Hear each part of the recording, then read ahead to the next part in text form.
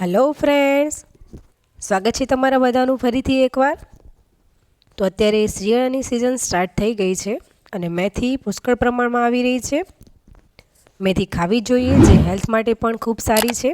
તો આજે હું તમારી સાથે મેથી મટર મલાઈની રેસીપી શેર કરીશ અને તે પણ એકદમ રેસ્ટોરન્ટ સ્ટાઇલ. તો ચાલો સ્ટાર્ટ કરીએ. તો અહીંયા એક મિક્સર જારની અંદર પહેલાં મેં 2 ટામેટાં કટ કરીને રાખ્યા હતા, તે એડ કરી દઈશું.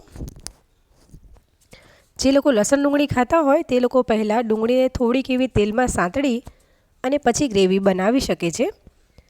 તીખાશ માટે 2 લીલા તીખા મરચાં કટ કરીને એડ કરી દઈશું અને લગભગ 1.5 ઇંચ જેટલું આદું કટ કરીને એડ કર્યું છે મેં. ત્યાર પછી 12 થી 14 જેટલા કાજુ પહેલાં મેં પાણીમાં પલાળી રાખ્યા હતા અને પાણી કાઢી પછી એડ કરી દઈશું. ત્યાર પછી 1 ચમચી જેટલી ખસખસ મેં પાણીમાં પલાળી રાખી હતી, તેને પાણી સાથે જ એડ કરી દેવાની છે. હવે બિલકુલ પાણી એડ નથી કરવાનું અને ક્રશ કરી લઈશું. તો અહીંયા મેં ક્રશ કરી લીધું છે, એકદમ સરસ સ્મૂથ પેસ્ટ બની ગઈ છે. ત્યાર પછી અહીંયા મેં ગેસ ઉપર એક પેનની અંદર 2 મોટી ચમચી જેટલું માખણ એડ કર્યું છે. તમારે જો આ શાક ઘી અથવા તો તેલમાં બનાવવું હોય તો પણ બનાવી શકો છો.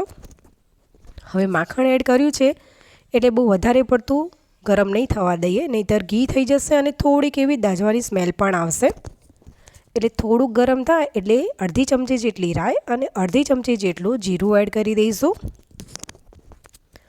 ત્યાર પછી આપણે આવી રીતે મિક્સ કરી લઈશું અને રાઈ અને જીરું બંનેને સ્પ્લટર થવા દઈશું.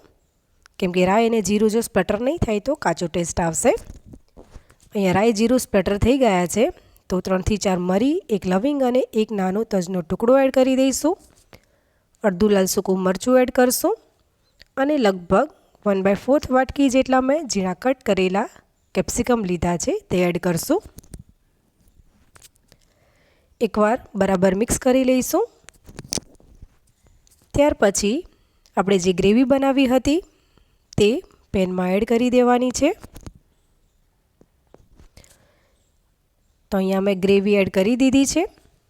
હવે મિક્સર જારની અંદર લગભગ 1/4 કપ જેટલું પાણી એડ કરી અને તેને બરાબર સાફ કરી અને તે પાણી આપણે પેનમાં એડ કરી દઈશું. ત્યાર પછી હવે આપણે બરાબર મિક્સ કરી લેવાનું છે. ખરેખર ફ્રેન્ડ્સ, આ શાક એટલું ટેસ્ટી બને છે કે ઘરમાં જો બાળકો હશે તે પણ એકદમ હોંશે હોંશે આ શાક ખાઈ લેશે. તો અહીંયા મિક્સ થઈ ગયું છે. તો ચાલો હવે થોડોક મસાલો કરી લઈએ. તો તેની માટે લગભગ 1 ચમચી જેટલું મીઠું એડ કરી દઈશું અને 1 ચમચી જેટલું જ મેં લાલ મરચું એડ કર્યું છે. કેમ કે આગળ આપણે જે લીલું મરચું એડ કર્યું તે પણ થોડુંક વધારે જ લીધું હતું અને તીખું હતું. ત્યાર પછી 1 ચમચી જેટલું ધાણા જીરું એડ કરી અને બરાબર મિક્સ કરી લેવાનું છે. તો અહીંયા મેં મિક્સ કરી લીધું છે.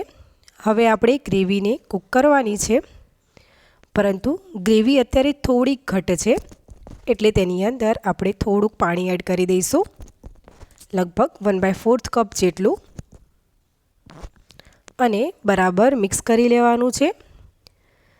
કેમ કે જો ગ્રેવી ઘટ હશે તો બરાબર કૂક નહીં થાય અને નીચે ચોટી પણ જશે. તો અહીંયા મેં બરાબર મિક્સ કરી લીધું છે. ત્યાર પછી કવર કરી લઈશું અને ગ્રેવીને કૂક થવા દઈશું. લગભગ 3 થી 4 મિનિટ જેવો સમય થશે. તો અહીંયા 3 થી 4 મિનિટ જેવું થઈ ગયું છે અને તમે જોઈ શકો છો કે ઘી છે એ થોડુંક ઉપર આવી ગયું છે. મતલબ કે ગ્રેવી છે એકદમ પરફેક્ટ કૂક થઈ ગઈ છે. ત્યાર પછી અહીંયા મેં 2 કપ જેટલી મેથી એડ કરી છે. મેથીને પહેલાં પાણીથી બરાબર સાફ કરી અને પછી ઝીણી કટ કરીને જ એડ કરીશું. મેથીની ક્વોન્ટિટી તમે તમારા ટેસ્ટ અકોર્ડિંગ થોડીક ઓછી અથવા વધારે લઈ શકો છો. આ રીતે તમે શાક બનાવશો તો બિલકુલ મેથી કડવી નહીં લાગે, સરસ એવું શાક ટેસ્ટી બનશે. તમને જો મેથીનો જરા પણ કડવો ટેસ્ટ ના ભાવતો હોય તો તમે મેથીને પહેલાં પાણીમાં 4 થી 5 મિનિટ જેવું ઉકાળી અને પછી તે પાણી નિતારીને પણ એડ કરી શકો છો. હવે કવર કરી અને મેથીને થોડી કૂક થવા દઈશું, લગભગ 3 થી 4 મિનિટ જેટલું. તો અહીંયા 3 થી 4 મિનિટ જેટલો સમય થઈ ગયો છે. ખોલી લઈશું અને બરાબર એકવાર મિક્સ કરી લેવાનું છે. ત્યાર પછી અહીંયા મેં અડધી વાટકી ઘરની મલાઈ આવે દૂધની તે જ લીધી છે, તે એડ કરશું. તમારે જો ફ્રેશ ક્રીમનો ઉપયોગ કરવો હોય તો પણ કરી શકો છો. મલાઈ એડ કર્યા પછી આપણે બરાબર મિક્સ કરી લેવાનું છે. અને મલાઈ એડ કર્યા પછી શાકને બહુ વધારે પડતું ઓવરકુક પણ નથી કરવાનું, નહીંતર શાકનું ટેક્સચર છે એ થોડુંક ચેન્જ થઈ જશે. તો અહીંયા મેં બરાબર મિક્સ કરી લીધું છે. ત્યાર પછી અહીંયા મેં લગભગ 1 વાટકી જેટલા વટાણા બાફીને લીધા હતા, તે એડ કરી દઈશું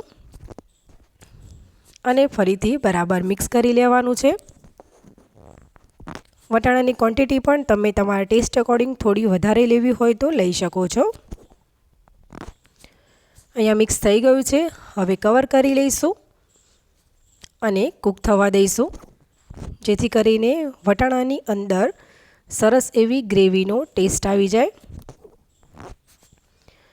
તો અહીંયા લગભગ 3 થી 4 મિનિટ જેવો સમય થયો છે અને તમે જોઈ શકો છો કે એકદમ પરફેક્ટ એવી ગ્રેવી બની ગઈ છે. તમારે જો ગ્રેવી થોડીક પાતળી રાખવી હોય તો પણ રાખી શકો છો. સ્વાદ વધારવા માટે લગભગ અડધી ચમચી જેટલો ગરમ મસાલો એડ કરી દઈશું અને પછી બરાબર મિક્સ કરી લેવાનું છે. ત્યાર પછી હવે આપણે કવર કરી અને ફક્ત 1 મિનિટ જેટલું જ કૂક કરશું.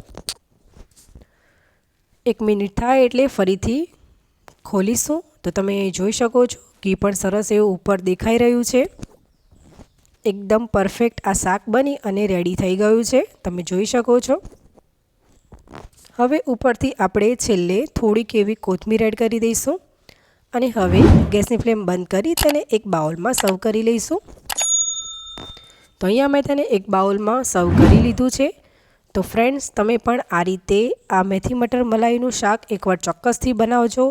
એટલું ટેસ્ટી બને છે કે ઘરમાં જો બાળકો હશે તો પણ તે હોંશે હોંશે ખાઈ લેશે.